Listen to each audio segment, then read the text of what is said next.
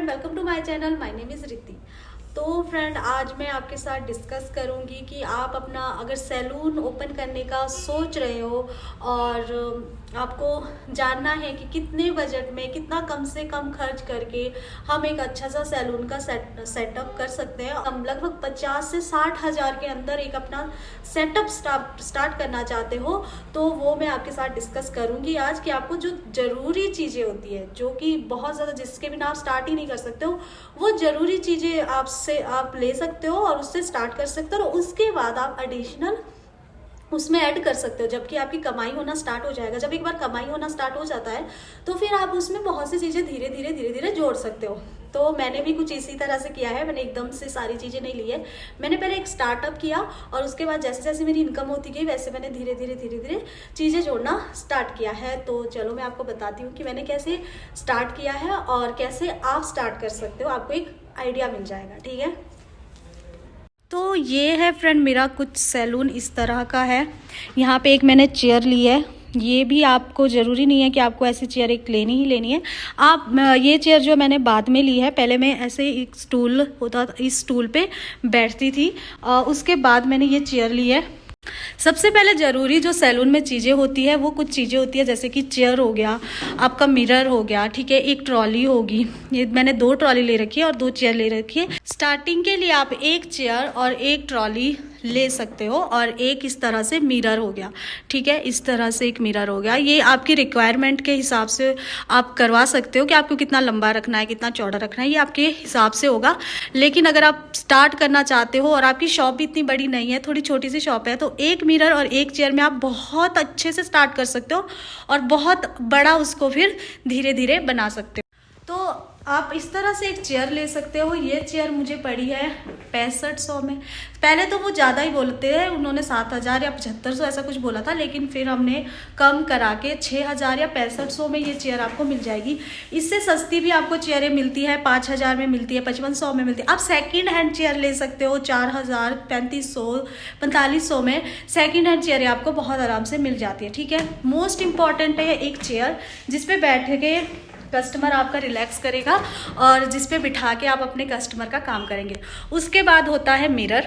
से आपको एक मिरर लगाना होता है जहाँ पे आप इस तरह से कस्टमर को बिठाएंगे और सामने आपके कस्टमर के एक मिरर होता है, ठीक है।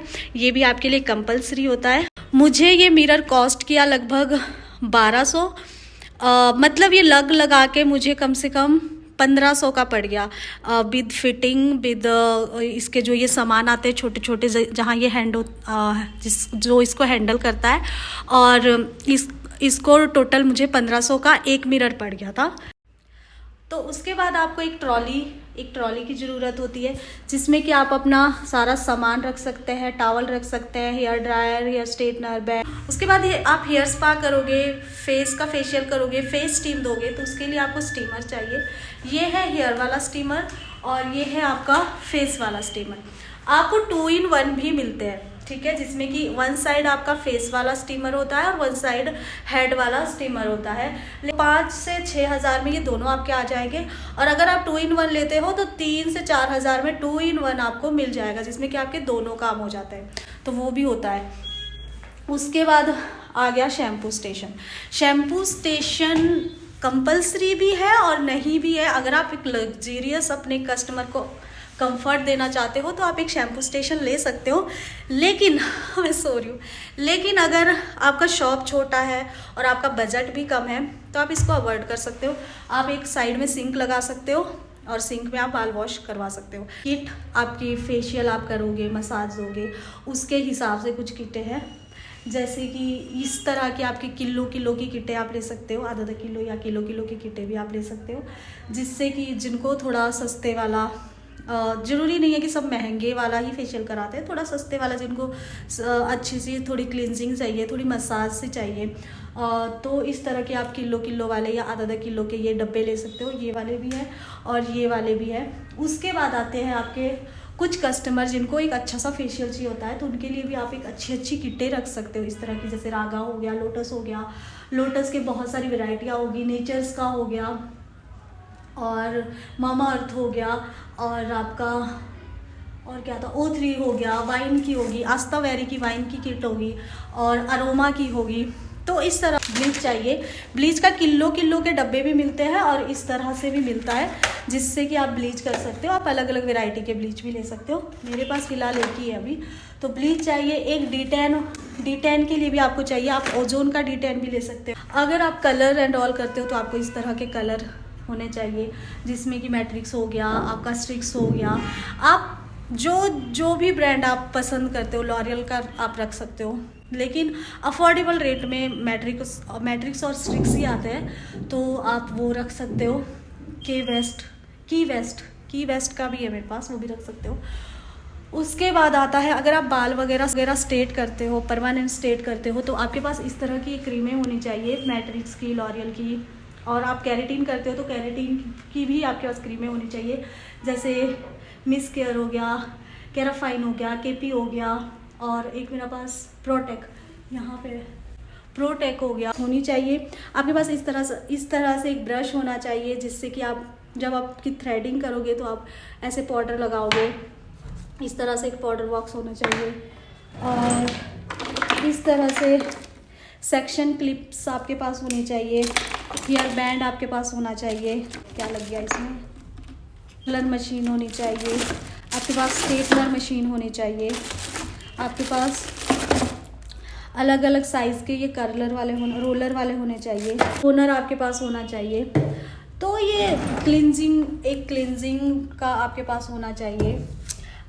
जो डेवलपर है, जब आप हेयर कलर करते हो तो डेवलपर आपके पास होने चाहिए। 30, 40, 50, 10 सारे होते हैं, लेकिन आप 40, 20 मोस्ट रखिए, क्योंकि 20 जो है वो आप स्कैल्प में लगा सकते हो और 40 जो है वो आपके हाइलाइट्स एंड ऑल में काम आते हैं। ठीक है, इस तरह से आपके पास रोज़ वाटर होना चाहिए। इस तरह से आपके पास फेस कैप्सूल होने चाहिए। आपके पास अलग अलग टाइप के फेस कैप्सूल होने चाहिए और आपके पास हेयर कैप्सूल भी होने चाहिए।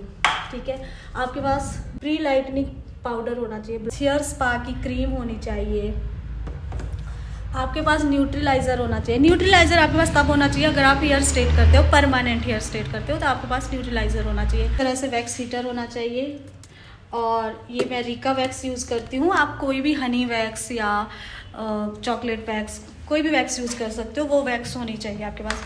आपके पास इस तरह से ये स्प्रे वाला होना चाहिए, जिससे कि जब आप कटिंग करोगे तो उससे पहले अगर आप वॉश करते हो वेल एंड गुड, लेकिन अगर आप वॉश नहीं करते हो, कुछ लोग इतना पे नहीं करते हैं, तो आप सिर्फ गीला कीजिए एंड कटिंग कर सकते हो। आपके पास अलग अलग टाइप के सीजर्स होने चाहिए। बस इस तरह की टेलकॉम टाइप की कॉमें होनी चाहिए। ड्रायर होना चाहिए। ऐसे बाउल होने चाहिए जिसमें कि आप कलर मिक्स करोगे, ब्लीच मिक्स करोगे। इस तरह की ब्रशेस होनी चाहिए जिससे कि आप ब्लीच लगाओ। इस तरह की कॉम भी होनी चाहिए और इस तरह की ब्रशेज होनी चाहिए जिससे कि आप कलर यूज़ करोगे। मोस्ट चीज़ें शायद मैंने आपको बता दी है कि आपके पास क्या क्या होना चाहिए। फर्नीचर आपका बहुत आराम से 20 से 25 हज़ार के अंदर आप, मतलब मशीन को लेके और चेयर को लेके बहुत आराम से आप 20 से 25 हज़ार में, 20 हज़ार 25 भी मैं बहुत ज़्यादा बोल रही हूँ, 6 हज़ार की आप चेयर रख लो, 3 हज़ार का आप 2-in-1 हेयर और फेस स्टीमर रख लो। उसके बाद ये आपने लगाना नहीं, आप इसकी जगह सिंक लगा सकते हो। ठीक है, आपको 1200 से 1500 की ये ट्रॉली रख लो। ठीक है, तो यही होता है मेन। बाकी तो मेरे पास भी ऐसा कुछ नहीं है। ये जो मशीन है ये मैंने बाद में ली है, हाइड्रा मशीन मैंने बाद में ली है।